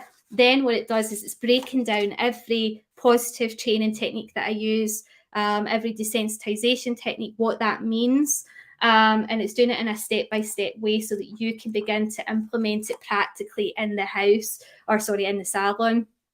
It is £1.99 for tonight only on Kindle. It's more than accessible on Kindle. It's actually really beautiful on Kindle, so it is enough should you just want it on that. But I hope that this has been good fun. Thank you so much. I can't believe 20 of you sat through the entire thing. I really want to thank you so much for contributing to the questions as well. So the next steps, as well as if you have enrolled through Thinkific, please can you fill out the survey form and let me know genuinely what you think. If anything could have been better, please let me know. And also share with your friends, because the more people get access to the replay, the better for the dogs as well. And what I also, you're very welcome, Wholesome Hounds. Also, what I'm going to do is for every person that does download the book, let me know, send me a screenshot on DM. And what I'll do is I'll put you into a prize draw, and I'll pick one of the people out and they can get a physical copy for free to their door.